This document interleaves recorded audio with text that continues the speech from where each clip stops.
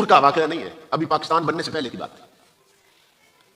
حضرت شاہ سراج الحق چشتی صابری ایک بزرگ گزرے، کیا نام تھا؟ شاہ سراج الحق چشتی صابری رحمت اللہ تعالی۔ یہ محکمہ مال میں آفیسر تھے، انگریز کا دور تھا، انگریزوں کی حکومت۔ تو یہ آفیسر تھے محکمہ مال میں، نہ خود حرام کھاتے تھے نہ نیچے والوں کو کھانے دیتے تھے۔ تو جو افسر دیانتدار ہو نا، نیچے کا لرک اور نیچے کا طبقہ اس سے بڑا پریشان ہوتا ہے کہ یہ نہ خود حرام کھاتا ہے نہ ہمیں کھانے دیتا ہے، تو یا تو اس کی ٹرانسفر ہو جائے، تبدیلی ہو جائے اس کی، اور یا یہ مر جائے تاکہ ہمیں کھانے کا موقع ملے۔ تو وہ اللہ رب العزت کے نیک بندے تھے، رزق حلال کا اہتمام کرتے تھے اور بڑی توجہ رکھتے تھے اس پر۔ تو نچلا طبقہ بڑا پریشان تھا کہ ان سے جان کیسے چھڑائی جائے۔ تو انہوں نے کیا کیا؟ انہوں نے اللہ والے پر الزام لگا دیا، اللہ والے پر، کہ انہوں نے مال میں فراڈ کیا ہے، انہوں نے مال خورد برد کیا ہے۔ عدالت میں کیس چلا ان کے خلاف۔ جو جج صاحب وہ انگریز تھا، وکیل بھی انگریز تھے اور ہندو۔ تو عدالت سے نہ بلاوا آ گیا حضرت شاہ سراج الحق چشتی صابری کو کہ عدالت میں پیش ہو اور اپنی صفائی پر کوئی گواہی پیش کرے کہ آپ پر الزام لگا ہے کہ آپ نے مال کھایا ہے۔ اس دور میں، اب تو موٹر سائیکل ہے نا یا کاریں ہیں، اس دور میں لوگ خچروں پر، اونٹوں پر اور گھوڑوں گھوڑیوں پر سواری کرتے تھے۔ آپ اپنی گھوڑی پر سوار ہو کے گئے تھے، عدالت کے باہر اپنا جانور باندھ کے نا گھوڑی کو، عدالت کے اندر پہنچے تو جب بلاوا آیا تو اس نے کہا کہ سراج الحق چشتی آپ ہیں؟ آپ نے فرمایا میں ہوں۔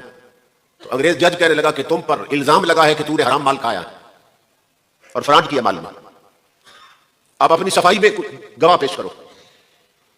حضرت شاہ سراج الحق چشتی فرمانے لگے، سننا غور سے، آپ فرمانے لگے میں اپنی گواہی خود دوں یا میری گواہی میری گھوڑی پیش کرے؟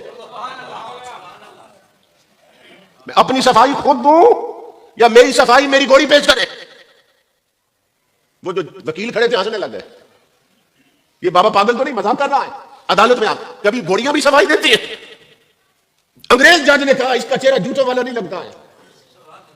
اس نے کہا آج تک بندوں کو دیکھا صفائی پیش کرتے ہوئے، آج دیکھتے ہیں گھوڑی صفائی کیسے دیتی ہے۔ تو اس نے کہا چلو ٹھیک ہے، اپنی گھوڑی سے صفائی دلواؤ۔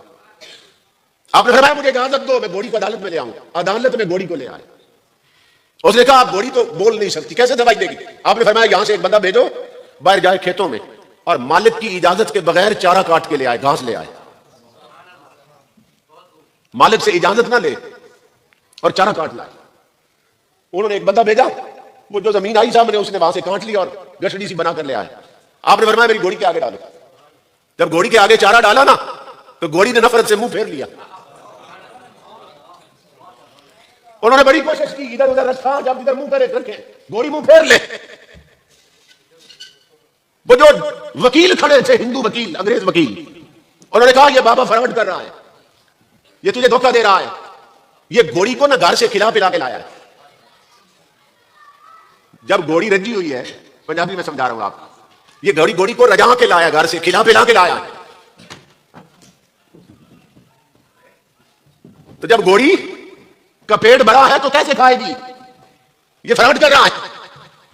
وہ حلال کھانے والا محمد عربی کا سچا غلام وہ عدالت میں اکیلا کھڑا تھا، جلال میں آ گئے، فرمایا جس کی زمین سے چارہ کاٹا ہے اس مالک کو بلا لاؤ۔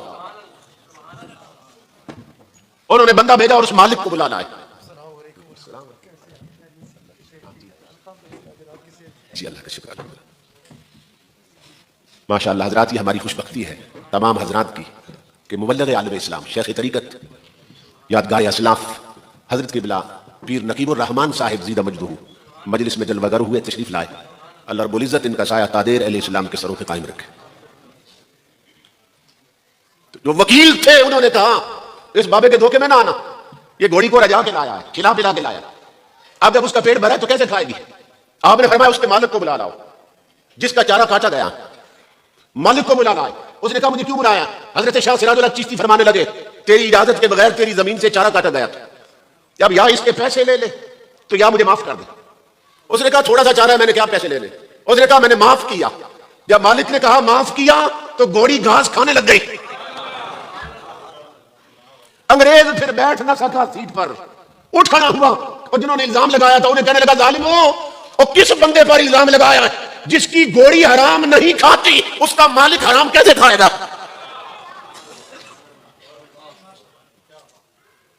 یہ کس اللہ والے کو لائے ہو تم؟ کس پر الزام لگایا ظالموں؟ جس کی گھوڑی حرام نہیں کھاتی اس کا مالک حرام کیسے کھائے؟ تو کبھی یہ وقت تھا کہ لوگ رزق حلال کی اتنی کوشش کرتے تھے کہ اس کا اثر ان کے جانوروں پر بھی تھا، لیکن آج صورتحال یہ ہے بھائی بھائی کا گلا کاٹ رہا ہے، بھائی بھائی کا دشمن بنا ہوا ہے، دودھ بیچنے والا پانی ملا رہا ہے، ملاوٹ والا مال بیچا جا رہا ہے، تاجر بددیانت ہو چکے، افسر حرام خور ہو چکے، اور ہمارے حکمران رب رسول کے باغی بن چکے۔ آج صورتحال یہ ہے، 15 صدیاں پہلے امام الانبیاء فرما رہے ہیں میری امت پہ وقت آنے والا ہے کہ حلال اور حرام کی تمیز ختم ہو جائے گی۔ آج دیکھ لیں گھروں میں تمیز رہ گئی ہے،